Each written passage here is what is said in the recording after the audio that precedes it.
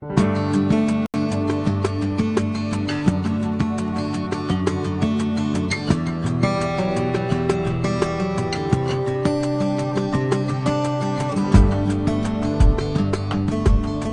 the Lord. So this is now the main event. We just had an introduction just to whet your appetite, the importance of this subject, hermeneutics. And so now we're going to learn the principles of interpretation. Now when you hear the word hermeneutics, do you know that there's a name embedded in that word hermeneutics? Do you know the name of a person embedded in that word hermeneutics? I don't know if you've heard this guy, Hermeneutics. Hermeneutics is a German existentialist philosopher who argued that a literary symbol is nothing by itself, but comes into authentic being when it has been translated and comprehended. Now, if you wrote this name, you're wasting your ink because I just invented the name. There's no such person by the name of Hermeneutics. I think you're already right the first time. From the word hermeneutics, we have this Greek god. His name is Hermes, or more popularly known as Mercury. All right. So si Mercury or Hermes is a Greek god of speech and travel. He was the spokesman and interpreter for the gods. He would bring to a human level of understanding the message of the gods to human beings. So siya bali yung interpreter from the language of the gods to the language of human beings. So the Greek word hermeneuo came to refer to bringing someone to an understanding of something in his own language. Remember when the Lord Jesus Christ, after the resurrection, he was on his way to Emmaus, and remember he was talking to two disciples. Here's what it says in Luke chapter 24, verse 27, and beginning with Moses and all the prophets, he explained, now the root word there is hermeneuo, he explained to them what was said in all the scriptures concerning himself. So pwede mong palitan yan, he interpreted to them what was said in all the scriptures concerning himself. So that's the word hermeneuo, that's where we got the word hermeneutics, and it came to refer to bringing someone to an understanding of something in his own language. So here's our working definition. Hermeneutics, they say that's the way it should be pronounced. Hermeneutics is the science and art of interpreting the Bible. Okay, write down the word science and art. 2 blanks in your notes. Hermeneutics is the science and art. Now, there's a difference between science and art. As a science, it articulates principles and investigates the laws of thought and language. So you need to have the basic knowledge of grammar, because that's part of the science. Understanding a statement, we need to understand grammar. But then as an art, it reveals the different shades of meaning depending on the context. So the art form, one thing can mean scientifically, but in terms of art, it can have a different shade of meaning depending on the context. Let me illustrate this in this way. This statement, I love you. May sinabihan na ba kayo niyan? Have you heard those words before? I love you. Ano ibig sabihin niyan? If you say, I love you, what does that mean? I love you. Sa Cebuano, gihigugma ko ikaw. Sa Tagalog, mahal kita. Yo te amo. Sa Spanish. Now, as a science, you understand I love you grammatically and literarily. I love you is what you say to someone you cherish. Is what you say to someone you cherish and with whom you are affectionately intertwined.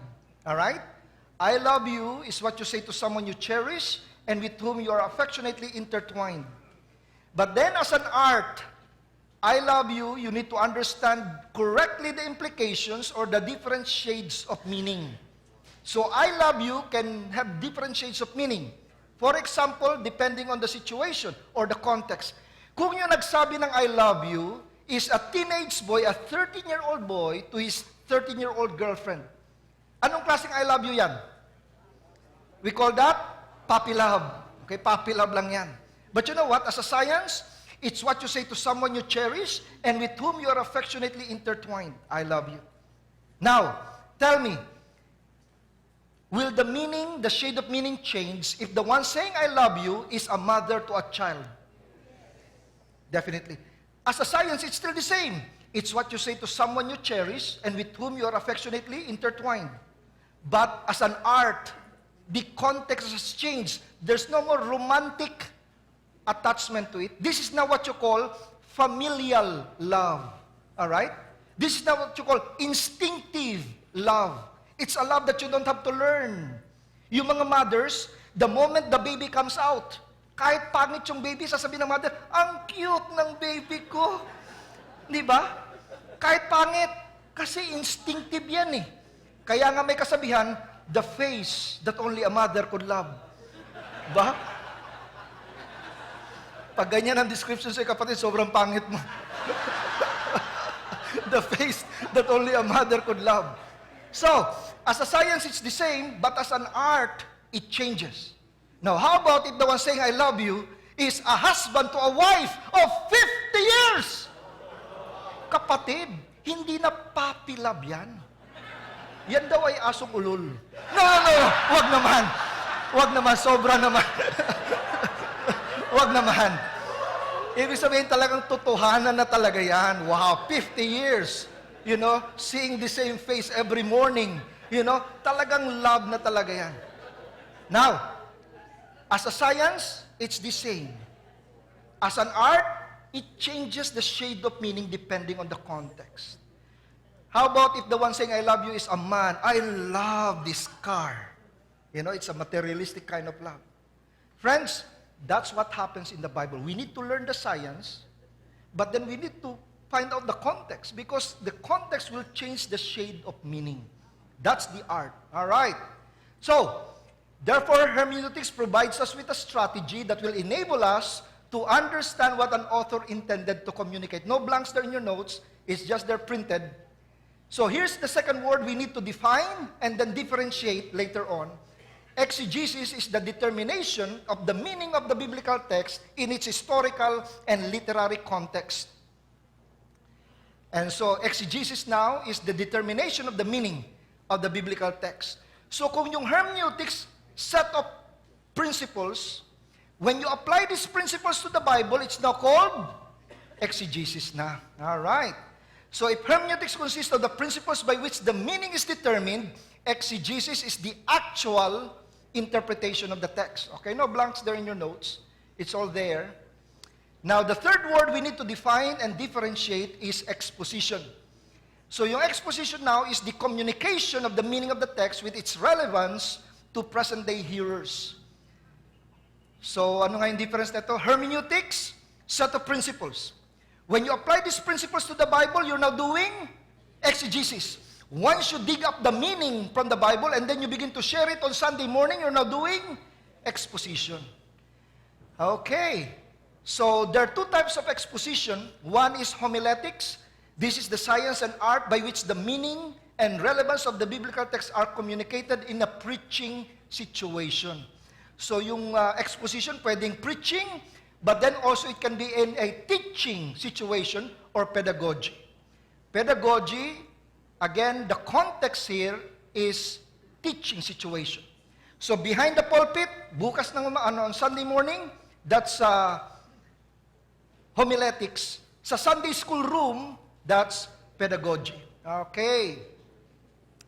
Now, if we want to differentiate all three, if you want to use all letter T's, you can say theories ang hermeneutics, the actual task is exegesis, and then the transmission is exposition. If you want all letter P's, then you can use principles for hermeneutics, the actual practice of interpretation is exegesis, and then the preaching is exposition. But then the layman's language, down to earth, will say hermeneutics is the recipe. Yan. Mas madaling tandaan. Recipe. Yan ang hermeneutics. Now tell me, do you know of somebody who became healthy by memorizing recipes?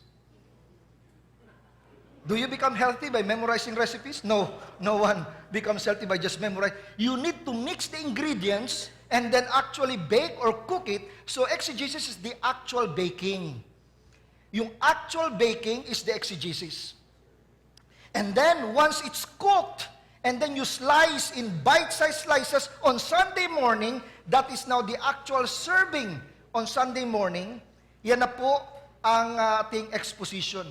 Homiletics kung preaching, kung Sunday school pedagogy, inside the classroom, teaching context. So may recipe, may actual baking, and then the serving. Okay, let's look at this from a flow chart. From the top, we're now on page 11. From the top is hermeneutics. Write down the word hermeneutics. That's where we all start.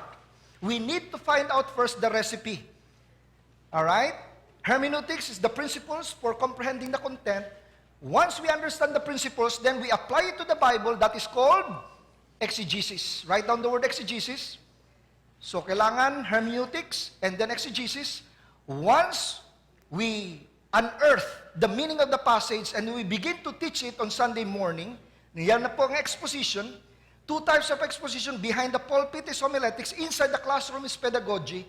The ultimate desire is edification. To edify means to build up.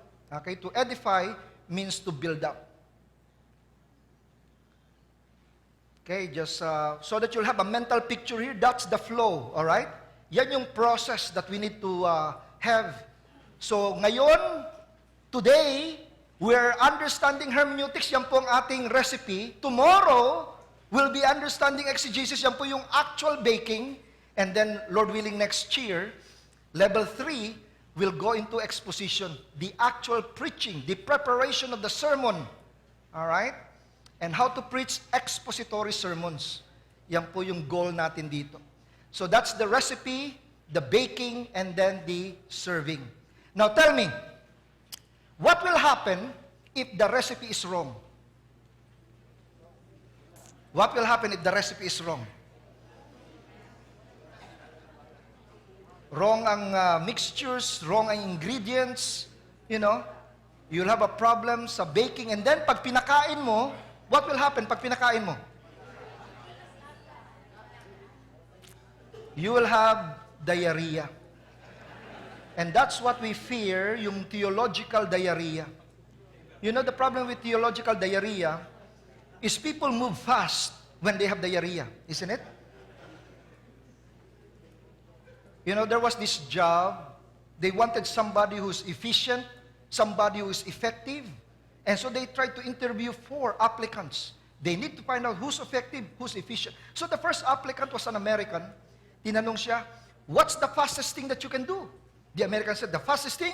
Think. You know, the moment I think of a thought, it's there. It's fast. Very good. Sit down. Okay. The next applicant was a German.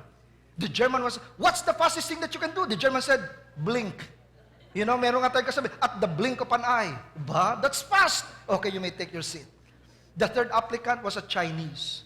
What's the fastest thing that you can do? The Chinese said, switch. You know, the moment you flick the switch, the light, almost like at the speed of light, it turns on. Switch. That's the fastest thing I can do. That's very good. You sit down. The fourth applicant was a Filipino. The Filipino was asked, what's the fastest thing that you can do? The Filipino said, diarrhea, sir. Diarrhea? How is that the fastest? Sir, I had diarrhea one time. Before I could think, before I could blink, before I could just lumabas na.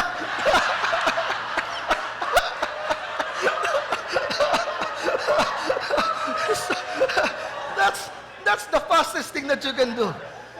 And you know what, friends? Theological diarrhea. That's the most dangerous thing. Do you know sometimes people, after the pastor would preach, people are gone. Saan nagpunta yun? Theological diarrhea, kapatid. Nagkaroon ng theological diarrhea.